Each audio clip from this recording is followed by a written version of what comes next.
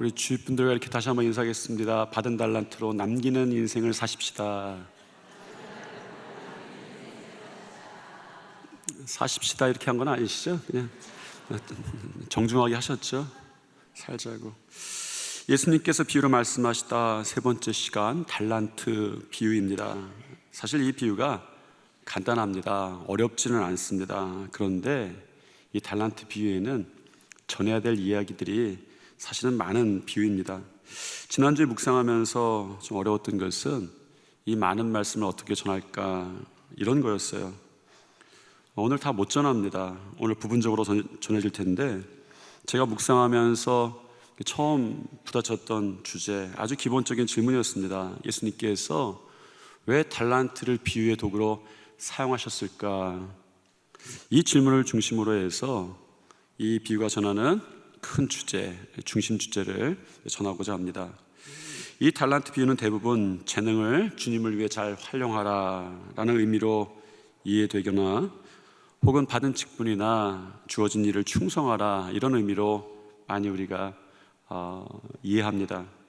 그러나 어쩌면 이런 의미들이 비유를 통해서 예수님이 정말 주시고자 했던 중심 의미는 아닐 수 있겠다라는 것이죠. 왜냐하면 이 비유가 예수님의 공생의 마지막 부분, 그러니까 예수님의 삶의 마지막 부분, 마태복음 25장에 있다는 거예요. 특히 이 비유는 25장에 나오는 3개 연속된 비유 가운데의 하나입니다.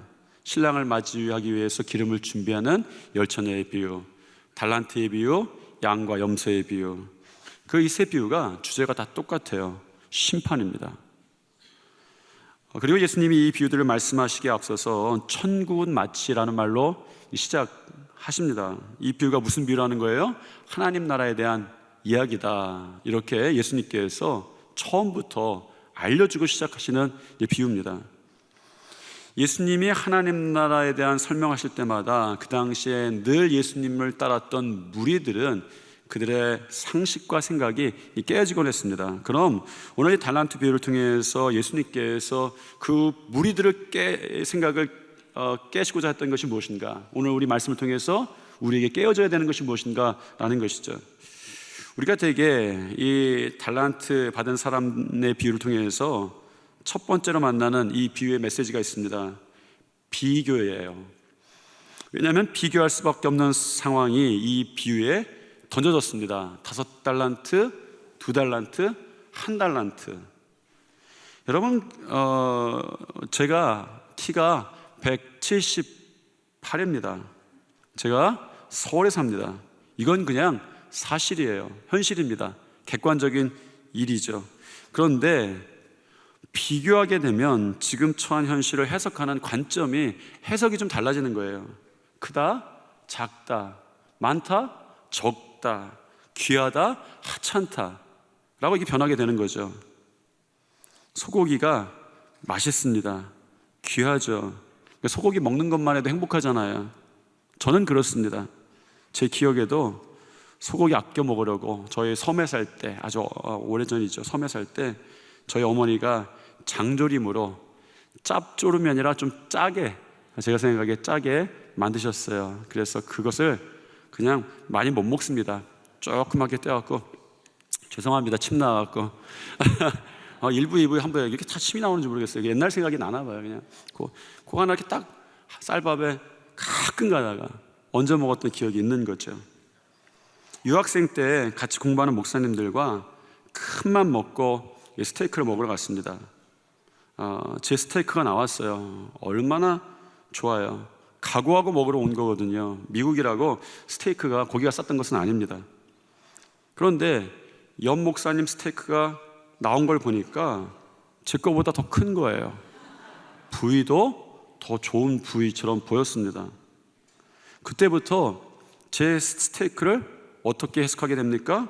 맛있다, 귀하다 이게 아니라 작다, 덜 좋은 부위다 이렇게 해석되는 거예요.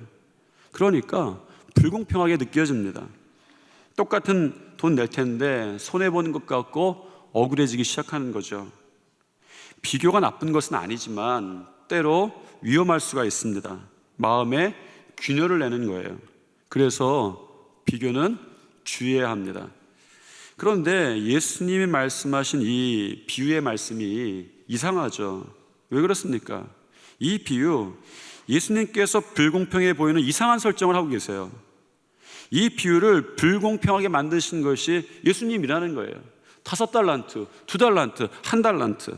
어떤 주인이 먼 나라로 길을 떠나게 되었습니다. 종들을 모아놓고 한 사람에게는 5달란트를 주고 한 종에게는 2달란트, 한 종에게는 1달란트를 맡겼어요.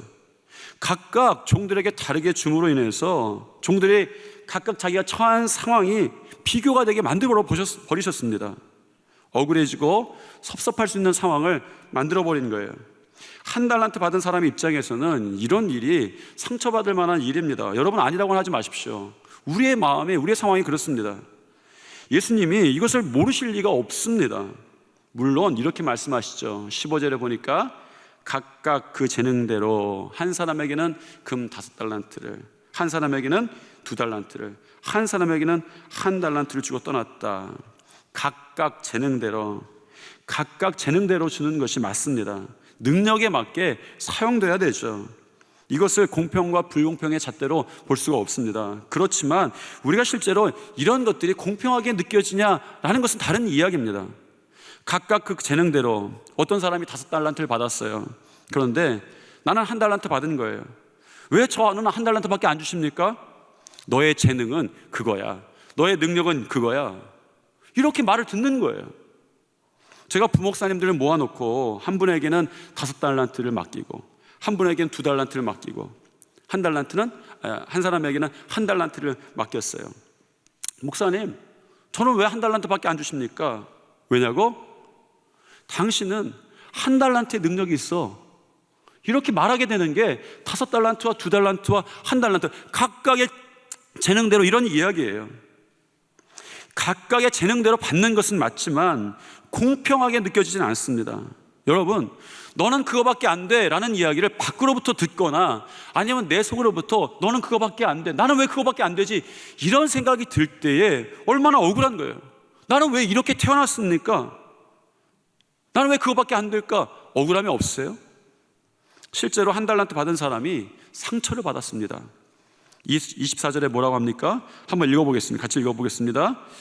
1달란트 받았던 자는 와서 이르되 주인이여, 당신은 굳은 사람이라 심지 않은 데서 거두고 해치지 않은 데서 모으는 줄을 내가 알았습니다. 개역 개정 번역이 너무 이게 점잖은 번역이에요. 해석에 오해가 되게끔 되어 있습니다. 다른 번역본들을 좀 살펴볼게요. 현대인의 성경은 이렇게 번역을 해놨어요. 같이 한번 읽어보겠습니다. 그런데 1달란트 받은 사람이 와서 주인님, 나는 주인님이 아무 수고도 하지 않고 남이 심고 뿌려놓은 것을 거두어드리는 지독한 분이라고 알았습니다. 공동번역을 한번 볼게요. 자, 시작. 그런데 1달란트 받은 사람이 와서 주인님, 저는 주인께서 심지 않은 데서 거두시고 뿌리지 않은 데서 모으시는 무서운 분인 줄 알았습니다. 여러분, 이 번역이 사실상 맞습니다. 자기 주인이 너무 까탈스러워갖고 지독한 사람이라서, 무서운 사람이라서 뭘 해도 기쁘게 못 해드리니까 난 그래서 안 했다는 거예요. 이렇게 말하는 거죠. 말에 가시가 있습니다. 뾰족한 거예요. 왜 그렇습니까? 섭섭한 것이죠. 원망스러운 것입니다. 1달란트 받은 게 이 사람한테는 불공평한 거예요. 우리도 가끔 하나님한테 말이 곱게 안 나갈 때가 있죠. 하나님 어떻게 그러실 수 있습니까? 하나님 어떻게 그러실 수 있습니까? 왜요? 섭섭하니까. 이 비유를 보면서 이런 생각이 들었습니다. 이 비유 가운데 나는 어떤 사람일까? 여러분, 살면서 섭섭하지 않으십니까? 왜 어떤 사람에게는 더 많이 주셨는가?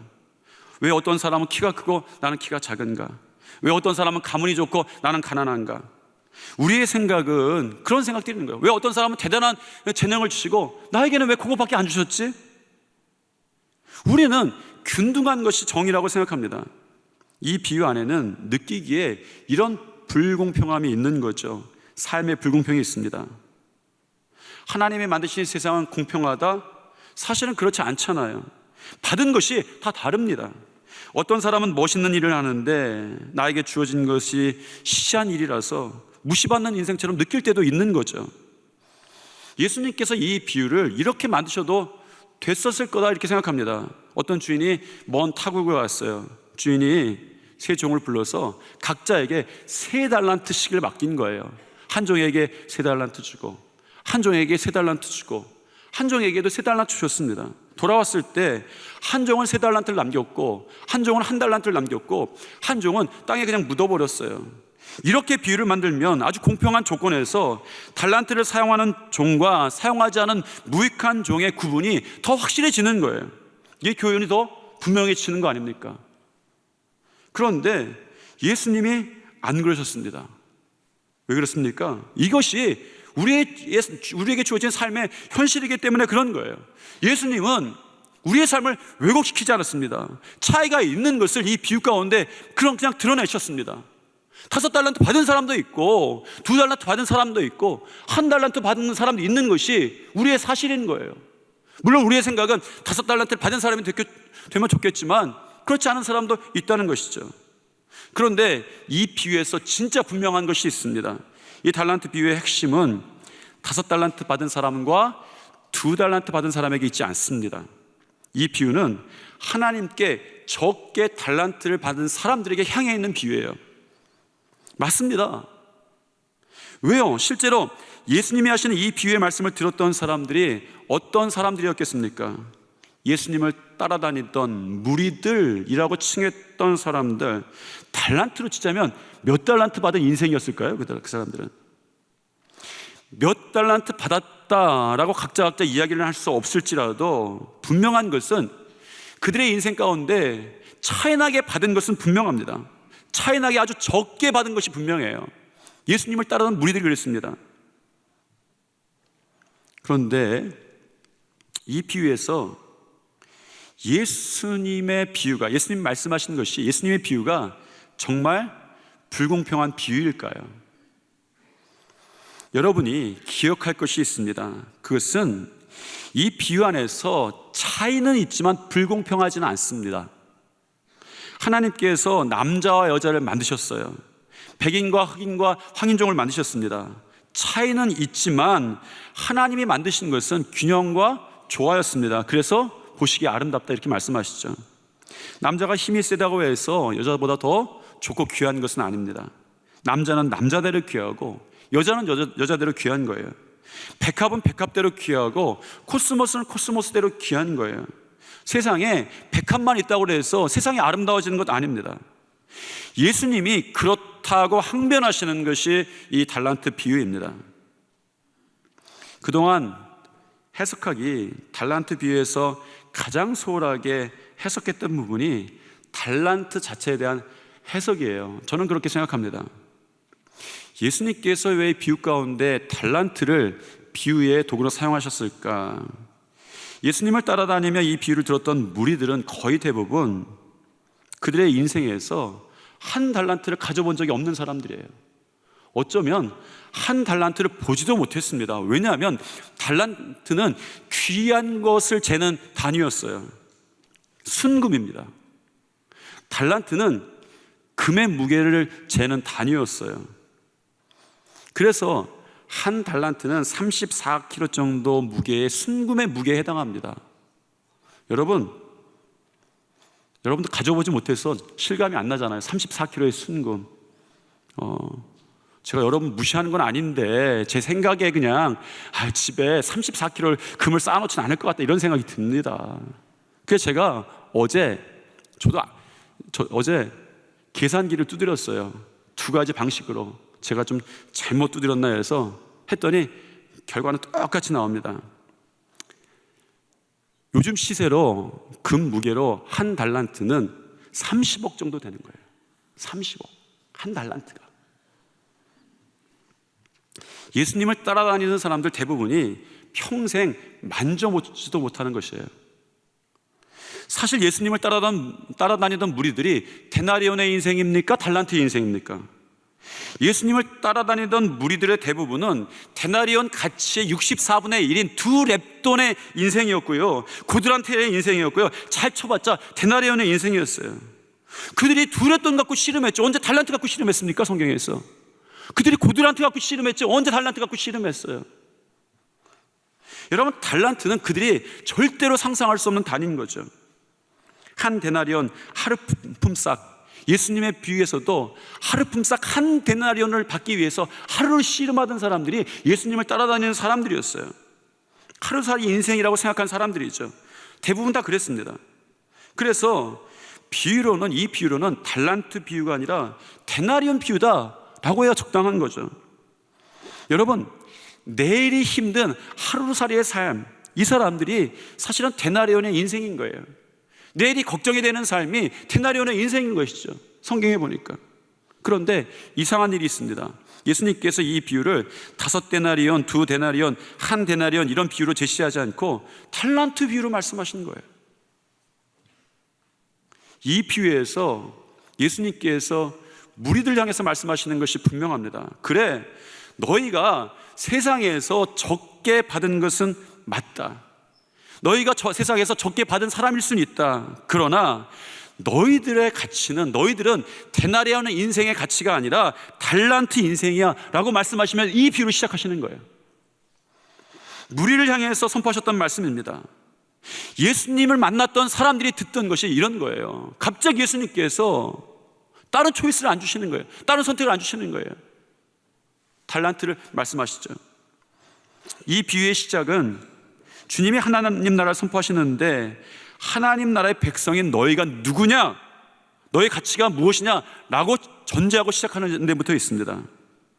하나님께서 주신 것은, 우리에게 주신 것은 차별이 아니라 각각 아름답게 만드는 차이였습니다. 제가 이 자리에 왕관을 쓰고 있다면 제가 괜찮은 목사가 되겠습니까? 아니죠. 5달란트도 귀하고 1달란트도 귀하다. 달란트가 다 귀하다라고 말씀하시는 것이 이 비유의 시작이에요. 그런데 우리 가운데 예수님을 만나면 이 달란트의 가치를 깨닫게 되는 거예요. 하나님이 주신 것이. 그런데 이 달란트의 성도의 정체성을 방해하는 것이 누굽니까? 마귀죠. 마귀가 끊임없이 우리에게 와서 아름다움과 균형과 조화 가운데에 하나님께서 만드신 차이를 비교하게 만들고 열등감으로 바꿔버리는 거예요. 저 사람 봐, 잘생겼지? 그래서 너는 못났어. 저 사람 봐, 잘 살지? 그래, 너는 가난해. 저 사람 봐, 능력 있지? 너는 그만한 능력 안 되지? 그래서 너는 형편없어. 저 사람들은 달란트지? 너는 1달란트밖에 없어. 1달란트 받은 자는 그 달란트를 어떻게 합니까? 땅에 묻죠. 달란트의 인생 자체를 땅에 묻는 사람이 된 거예요. 이 비유에서 달란트가 귀한 것이다, 좋은 것이다, 좋을 수밖에 없고 귀할 수밖에 없습니다. 왜 그렇습니까? 이 비유의 시작에서 예수님께서 분명하게 말씀하시는 것이 있어요. 예수님 말씀은 하나도 허투루 말씀하시는 것이 없습니다. 이 달란트를 누가 주셨는가? 누가 주었습니까? 주인이 주었습니다. 이 주인이 해석되면 누구예요? 하나님이에요. 하나님이 주신 거예요.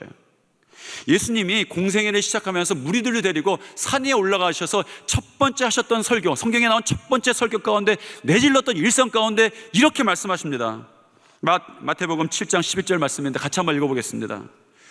너희가 악한 자라도 좋은 것으로 자식에게 줄 줄 알거든 하물며 하늘에 계신 너희 아버지께서 구하는 자에게 좋은 것으로 주시지 않겠느냐. 좋은 것으로 주겠다. 아버지가, 하나님이 좋은 것을 주겠다 약속하신 것이 예수님의 첫 설교의 일성이었습니다. 이것은 하나님의 변치 않는 약속이죠. 예수님께서 비유의 도구로 그 당시 사람들이 생각할 수 없는 달란트를 제시하신 것은 너무나 당연한 거예요. 왜? 하나님이 주시는 것이니까. 너희들은 귀중한 사람들이다, 귀중한 존재다라는 것이죠. 너희들은 데나리온을 받은 사람이 아니라 달란트를 받은 사람이야 라는 거예요. 그래서 나는 할 수 없습니다 라는 변명이 심판에서는 통하지 않는다 라고 말하는 것이 이 비유입니다. 이 비유의 진짜 핵심이 여기 있는 거예요. 이 달란트 비유의 핵심이 심판에 있다 말씀드렸습니다. 마태복음 25장에서 나왔던 3개의 이 비유가 다 심판을 이야기해요. 이 달란트 비유의 핵심은 반드시 하나님 앞에서 계산해야 된다라는 것이죠. 19절 한번 다시 한번 읽겠습니다. 19절 시작. 오랜 후에 그 종들의 주인이 돌아와 그들과 결산할세. 말씀드렸죠. 이 비유는 하나님 나라에 대한 비유 가운데 하나이고, 예수님이 십자가 달리시기 전에 하셨던 비유이고, 마태복음 25장에 나오는 세 가지 비유의 공통점이 심판에 관한 것입니다. 사실 이 달란트 비유가 오늘 우리들에게 이 시대에 선포되어야 되는 이유가 무엇인가? 우리가 재능을 낭비하고 있기 때문이 아닙니다. 우리가 심판을 잊어버렸기 때문이죠. 언젠가 결산할 때가 온다라는 것을 잊고 있기 때문이죠. 마태복음 25장의 세 가지 비유, 열처녀 비유, 달란트 비유, 이 양과 염소의 비유, 이 공통점이 다 심판에 대해서 오해하고 있다라는 것입니다. 특히 첫 번째 열처녀 비유에서 미련한 다섯 처녀는 신랑이 더디 왔다라는 사실 때문에 오해합니다. 기름을 준비하지 않았고 신랑을 맞이하지 못했습니다. 달란트 비유에서 주인이 오랜 후에 돌아왔다라고 전하죠. 세월이 흐르면 사람들은 망각하는 거예요. 그렇게 흥분했던 사건도 몇 년이 지나면 다 잊어버립니다. 그렇게 우리를 괴롭혔던 코로나 팬데믹도 몇 달이 지나니까 그냥 옛날 일처럼 느껴지는 거죠. 그런데 오늘 비유를 통해서 말씀하시는 것이 뭐예요? 결산하는 시간은 반드시 온다는 거예요. 우리들에게 심판은 반드시 온다는 것입니다. 이 비유를 그 당시 사람들에게 주셨던 건, 예수님이 주셨던 건 너희들에게 언젠가 결산하는 시간은 반드시 온다, 준비해라 라는 것입니다.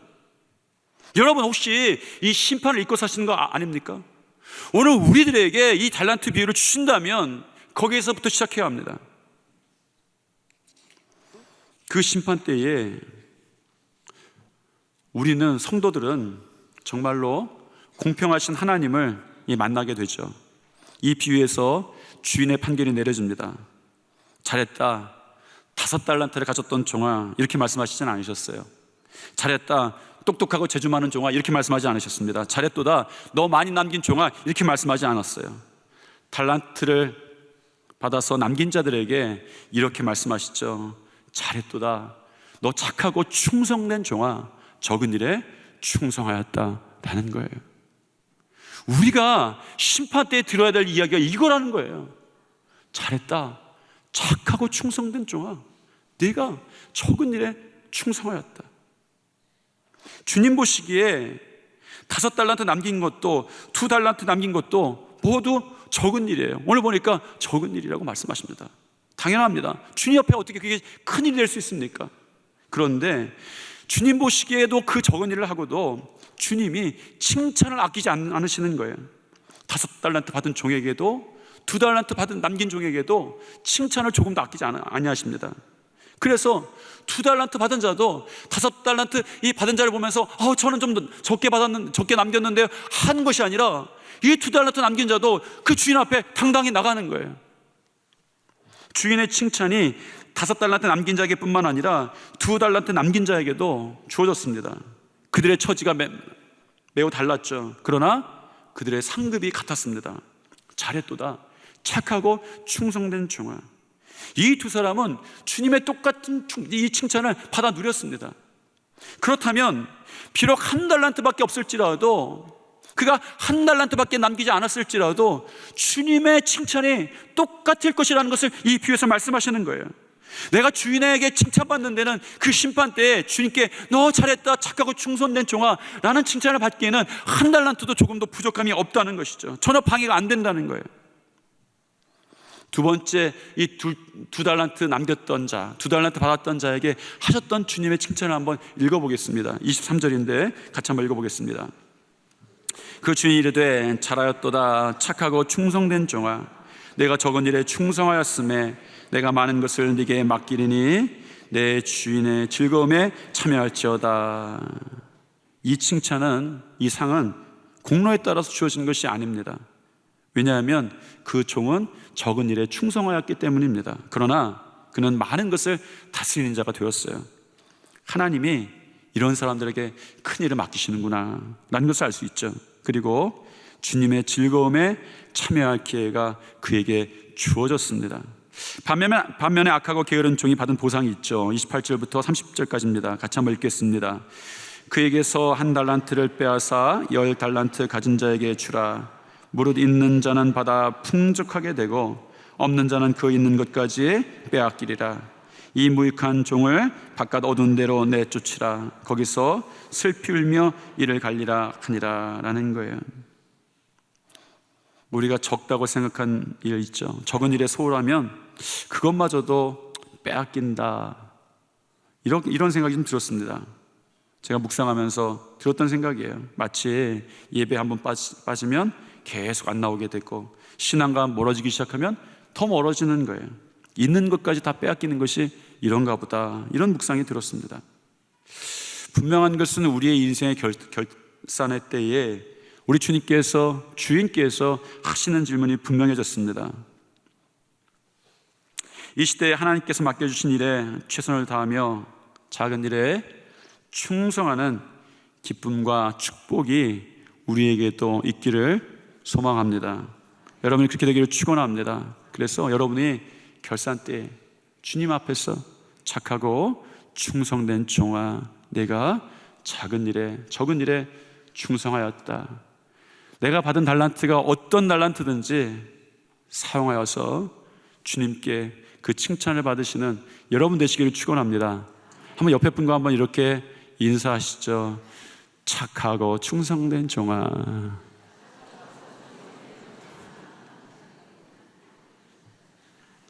이렇게도 한번 인사하겠습니다. 한 번 더 인사하죠. 받은 달란트로 남기는 인생이 되십시오. 기도하겠습니다. 주님, 이 시대에 하나님께서 맡겨주신 일에 최선을 다하며 작은 일에 충성하는 기쁨과 축복이 우리에게 시작되게 하시옵소서. 예수님 이름으로 기도드립니다. 아멘.